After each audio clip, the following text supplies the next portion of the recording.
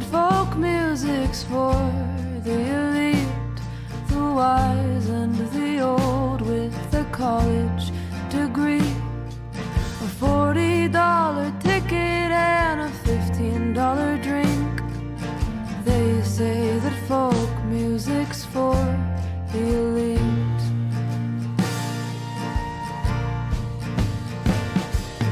They say we're living an American dream, and if you work hard you will make money. If they say that folk music's for the elite, well then who's gonna sing for me?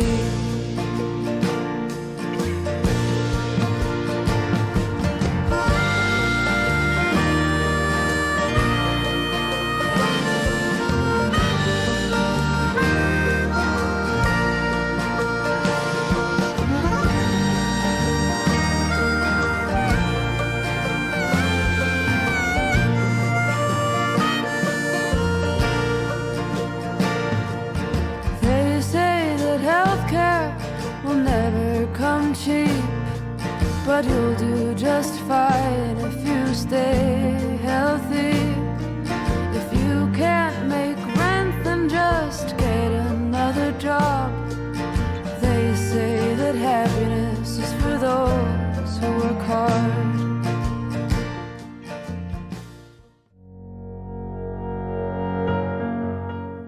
Hello, I'm Zachariah Julian from the Hickory Apache Nation, and welcome to From Here With a View, a We Are the Seeds Philadelphia podcast. Raye Zaragoza is an award-winning singer-songwriter who NPR Music called one of the most fresh and compelling voices in folk music today. Her sophomore album, Woman in Color, offers an intimate exploration of identity and belonging as a mixed-race woman in America. Welcome, Raye. It's an absolute pleasure to have you. How are you today? Thanks for having me. I'm great. I'm doing really well. It's been a long week, a good week, but like a long week. I feel like I've had very full days of like creativity every day this Yeah. week. So We just got done watching your music video, They Say. It's a striking video. It's well paced and well thought out. I like how the thank plot you. slowly unravels, and then once you see you wearing the Yeah. gloves, what was that like filming during this time? Oh my gosh. Like filming that was, I can't even tell you. Like it was wild because that was March 17th, Wow. 2020, when we filmed that. So we filmed that the day after the stay-at-home order was put into effect here in Los Angeles. So technically we were like not supposed to be leaving our homes that day. But it was just me and my one friend, and we were outside and distanced, and no one was around, and I felt this need to document it. I really did. It was just, it was terrifying. Los Angeles was completely quiet, whereas a week and a half earlier it was booming and it was lively and it was loud. um I had the gloves because we were, wearing gloves at that point. Like we didn't want to touch anything. But also I didn't even have a mask on in that video because that was when it was hard to get masks, and we were not supposed to wear masks or get them because we had to save them for um, the frontlines workers. And so it was just like a really wild time. To look back on that is really wild to me, really wild. Like time goes by very fast. It's crazy. Like people just kind of got stuck in certain places. Eh, that video, the song itself. Did you know when you were thinking about this video, when you were walking around and you wanted to Mhm. document, did that song pop out to you? Like this the song that will match it. Yeah.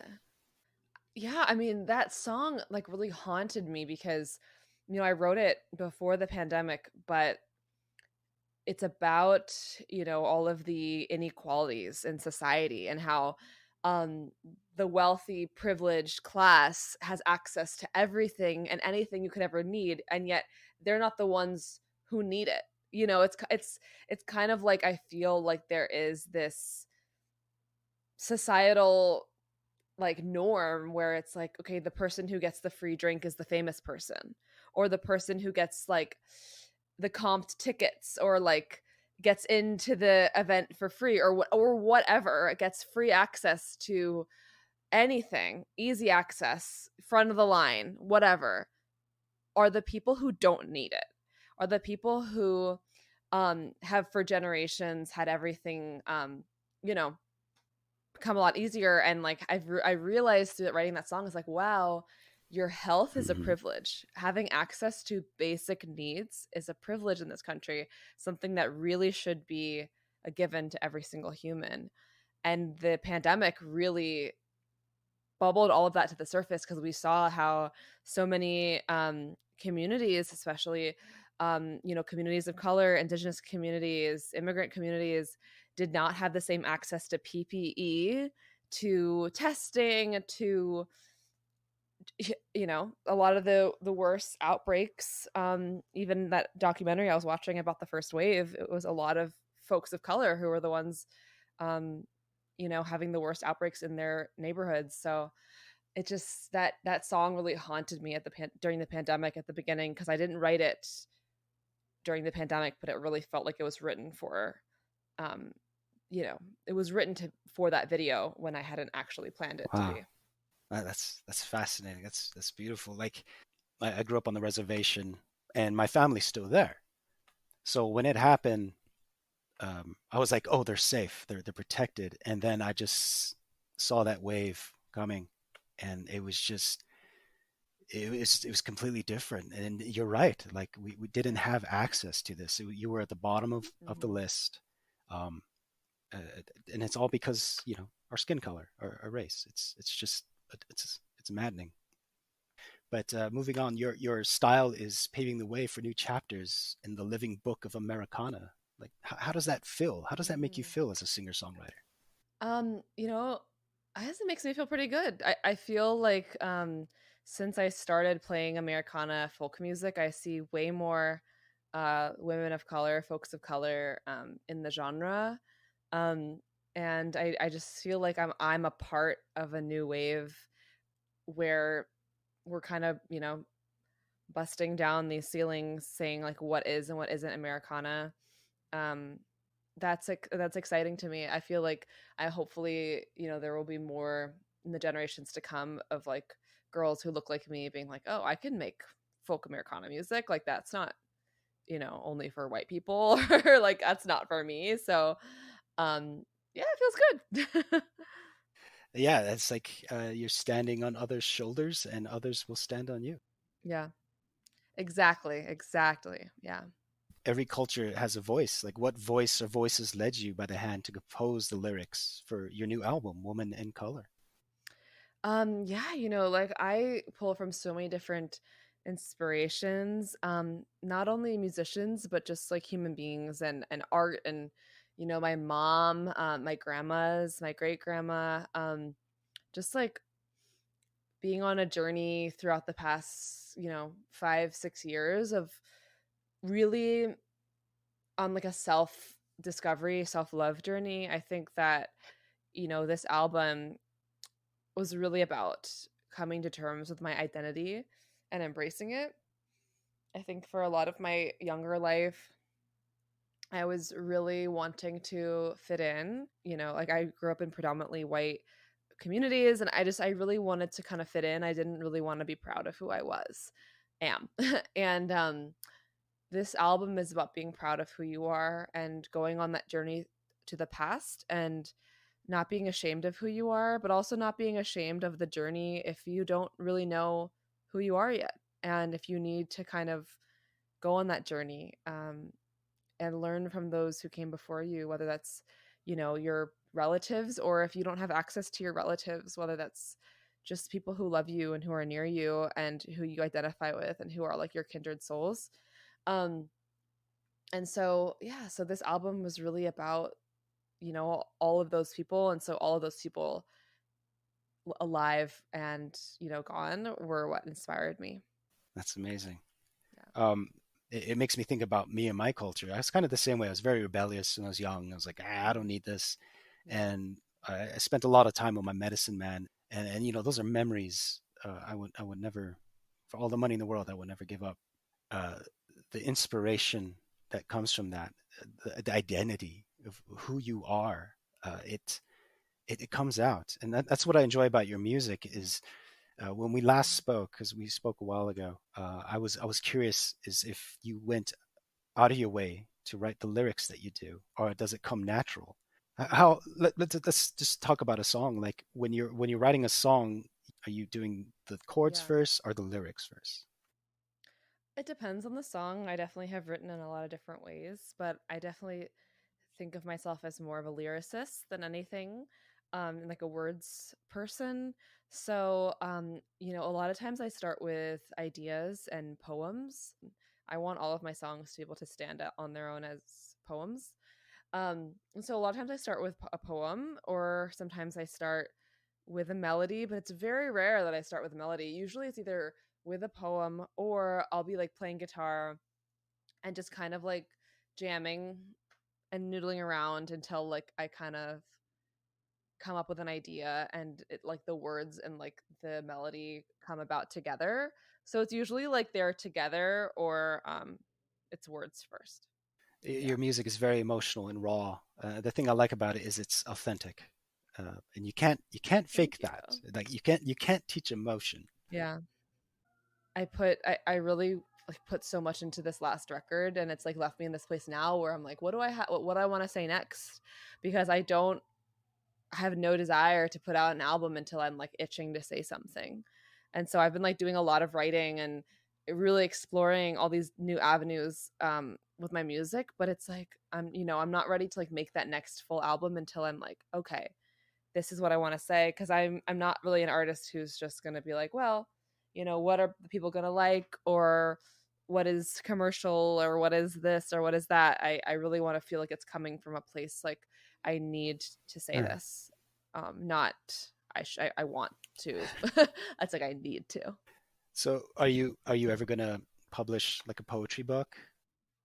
I would love to. Yeah, I really would love to do that. I have a Patreon, which is like kind of like a bunch of my, you know, core supporters who are like subscribed to like more exclusive stuff, and I publish like poems like once a week on my Patreon, and they're all always encouraging me to publish a poetry book. So we'll see.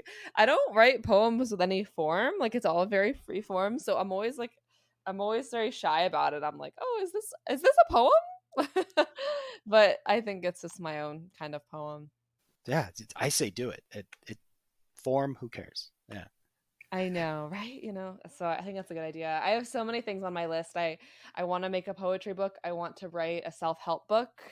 I want to write a book on creativity, which I've already started writing with my friend. I want to write a musical. I want to write like a children's like I want to write like my own Encanto. um yeah, there's a lot of stuff on my list. It's a long life though. And you're talented, and you have the entire world in front of you. And Oh. how about a kids album? Exactly. That's on my list too. There's a lot on that list. There's a lot on the You list. could do it in tandem with like the kids book. Yeah, just be like a series. You create this beautiful world. I Yeah. know. I know. Well, you answered one of the questions I was going to ask you. Is you did a video about the making of Woman in Color, and Mm, at the beginning you talk about how people come up to you and go, "What are you?" You know, which mhm. I wouldn't know what to say if somebody asked me that. And your Yeah. answer is the album itself, Woman in Color. And for your next project, Yeah. I mean, is there another question that people ask you that you might want to answer? Wow. That's like an amazing advice. That's like that's a really great prompt. It's a great way to look at it. Yeah, I've always felt like people are like, yeah, like what are you? Like what a weird Hmm. question. Like what are you? And I'm like, I don't know. Like it's overwhelming. And I've always felt like I could communicate better. This like sounds like so cheesy, but I've always felt like I can communicate better through song than through spoken word. And so I've always just felt like if I'm going to convey, emotions or how I feel or just anything. I need to do it in song form in an album. And so music's always been my way of processing how I feel, communicating how I feel. And if I'm not writing songs like all the time, I feel numb. Like I feel very cold. I feel very disassociated from my like spirit, from my emotional body. I really do. Like it feels like I'm for me writing music is a spiritual experience and yeah, it's my answer to that question. It's my way of connecting with spirit and then communicating that to the rest of the world and like showing people who I am because I've never really been the best at showing people like authentically who I am without music.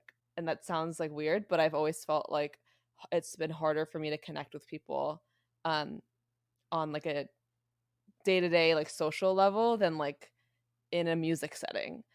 And I think that's why a lot of people create music. It's because we've always felt like the misfits of like communities, and then music was our way of like, oh, this is who I am. And so yeah, I gotta think about what my next question to answer is. That's a really okay. I'm gonna write that down right here on my notes.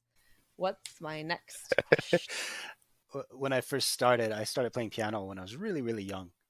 Um, Hmm. and then I realized I had depression before I knew what depression was. And so I Yeah, started yeah, composing. I didn't know what I was doing. I didn't know theory or keys or I was just playing by ear. And it's funny now, emotions are just this complex language that words can't describe or define. And that's why art yeah, is art. That's why we look at art. That's why we listen to art and read it. It it it's that in between pitch in music that tugs on your heartstrings. Um, and I'm yes, sure you have the same experience. Like sometimes I do shows and people come up to me and hug me and they're like, "We're so sorry," and I'm like, yeah, "No, dude, I'm good. Like I wrote the song, it's out, I'm good." yeah. I know, right? It's like, are you okay? Yeah, yeah. That's interesting what you were saying about depression. I started writing music as a way to cope with my anxiety. I was having like debilitating anxiety, and literally what I would do when I was having panic attacks that would make me breathe was sing. I would sing to myself, like almost like sing myself lullabies or like sing myself to sleep when I was really Oh, panicking. I've never been the same since. Music is music. I mean, I could like cry thinking about music. It just saves lives, and I know it. Yeah, and it's I what I miss so much is like going to concerts and getting to experience music on like such a deep level like that. I always say like I've done a lot of touring like in different countries, where we don't speak the same language, but we communicate so perfectly with music, with a song, even if we don't speak the same language, like we get it. that's well said. Yeah, the experience of a concert. There's concerts coming to Albuquerque finally, and it's just like, am I ready? Like, are we ready? And like people are opening back Right? up, and music's coming Yeah. back because we need music. Yeah, we need art, and Yeah. I'm happy to see it. Yeah, I've been touring a little bit. Yeah, I mean, every show you're kind of like, are we okay? Is this okay? I want to go, I want to show up to work. I want to, serve the people in this way, but I also want to make sure I'm being safe and everything. And so, um, yeah, I mean, knock on wood, so far I've been fine, and people have been fine. Yeah, like the tour. What was that like? Like, especially during this. Yeah. Yeah, I just went on tour with the band Tedeschi Trucks Band. I was opening for them, and that was a blast. It was great. They are an insane band. Like oh my goodness, like the musicianship. Holy moly! Like every night, I was just like jaw dropped. Like human beings are making these Yeah. sounds. Like whoa. Um, it was great. It was inspiring. It was cool. Yeah, it was a total honor to open for them. It was a That's so blast. cool. Yeah. Yeah, and I got just to play. Yeah, I mean, I was playing for like 2 to 3 thousand people a night. It's funny, like you get so used to performing as musicians and as artists, but all of us still feel that. Like, oh my God, there's so many people, I'm going to freak out. And then once you start playing, It's like, you know how it feels when I'm playing for like that many people? It feels like when you jump into an ocean where it's like frigid cold water, you know, and you first jump in and you're like, I can't do this. Oh my gosh, I'm gonna die. And then you're like, wait, this is like the best thing Mhm. ever, you know, and you just like sink right in and you're swimming and you feel alive and your lungs are like breathing deep and it's great. But that first moment when you first get on stage, you're just like, bail, bail, bail, bail. Go home. Let's go. Let's go. That fight or flight really kicks in. Yes, exactly, exactly. And you know, I'm not someone who really had stage fright much before the pandemic because I grew up doing shows, theater, like I was on stage since I was like 3 years old. So like being in a performance was more natural to me than like not being on stage. Like I was always on stage. And then the pandemic happened and I was not on stage for a year or whatever, a year and a half. And I got stage fright all over again or like for the first time and it was terrifying. It's really debilitating like to go be afraid to go on stage but there's no one else in my band. It's only me. If I don't go on stage, there is no show. The last show I did was last year in Philadelphia for a We Are the Seeds event. And it was the same thing. I hadn't played for, it was about a year. Getting on that stage, it took me a while to adjust. I mean, the humidity was horrible. It was 100% humidity. It was like 95 degrees or something. I'm from the Southwest, so I'm like 95 degrees, that's nothing. And then you hit Yeah. that humidity, and I melted. There's a pool of Apache, just bleh. It was horrible. So, do you have any other live shows coming up? I have a couple. I'm playing at the Kennedy Mm. Center in DC. I have like a couple of festivals coming up. But you know, I'm trying to like focus more on staying local and writing. I'm trying to say no to more things. I'm trying to not perform as much because it's really emotionally exhausting right now with COVID. And so I'm trying to be a little bit kinder to myself and allow myself to just be selective of when I'm going to get out there with my guitar, you know. Cuz but back in the day I mean before COVID I would be like, sure, whatever. I'll show up my guitar, I'll play, let's go. But now I'm like if it feels different. It's a lot more emotional energy to play a show. Well, I hope things kind of balance out. I mean, we're in the same boat. I saw on your one of your socials your songs on a Hulu show. One of your songs. Oh, my song was on Resident Alien. It's a show on Sci-Fi. Yeah. Yeah, it's great. They actually put 3 of my songs on last season and now they put another one on for this season and hopefully more. But yeah, they are fans of my music at that show and it's so cool. It's a big blessing. Congratulations! I mean, that's amazing. That's quite a feat, and it must be so Thank you. surreal. Oh my God, it really is. Like to hear your music, like you're like, wait, okay, wait. I'm watching TV and that's my song. Like, really?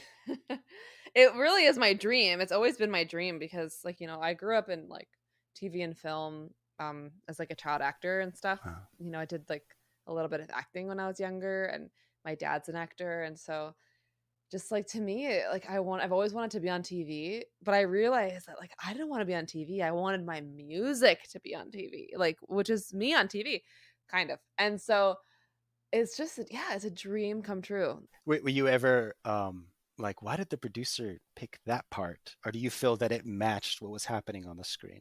Yeah, well, this last song that was just on a song called Into the Wild, and it's just about like getting out of your comfort zone, getting into nature. And they had it during like a hiking scene, so it felt pretty appropriate. Your That's music cool. has a very like natural sound to it. I mean, the Americana, the folk, and a lot of your videos do take place outside. When you look at Mhm. your new one, They Say, Yeah. and your older stuff, it's outside. They sell that too in your music. Yeah. Yeah, it was really cool. You know, um, I feel like I'm like kind of like a city girl. I was born and raised in New York City, but I've been like kind of like reconnecting with nature my whole life because I grew up without much of it. And so I love being outdoors. I mean, my partner makes fun of me all the time. He's always like I'm always like, "Oh, it's the sunset. We got to go outside." Like he's like I don't want to miss any sunset. or like any sunrise. I want to make sure I like get to witness all of it. Just like to feel the like the sun rays or the moon rays on your skin. Oh yeah, Good. it was very soothing. Yeah. But I'll go ahead and start wrapping up. Like, what advice for our, to play on your title, Woman in Color, youth in color that are walking on the paths that you help pave as an artist? Like, what advice do you have for them? Oh, I love this question. It's my favorite question. My advice would be, one, always is to reach out. Ask people like me or other people that you or that inspire you. Text them or like message them on Instagram. Like nowadays we have so many ways we can connect. On Instagram, on Facebook or whatever, email. And if you have a question specifically, or if you need inspiration or you're feeling down and just want to know anything, message me. I love getting, messages and hearing from folks directly, and like send me your music. That's the first one. But, if that's a Viva specific question, but other advice would be that, your story is unique. Find a way to share it. What is your way of communicating your story to the world? Whether that's music, writing, art, visual art. Find your passion as early as possible. Really go digging into into yourself, and just like run with it. Have a blast. Don't think so much about what you're supposed to do or about this or that, la la. Because if you start early enough and you work hard enough, you can do it. You absolutely can. There are so many resources now, especially if you reach out to other artists like me or otherwise, who can kind of like just like help you and pave the way. But don't be afraid to find your passion, and don't be afraid to like really work at it.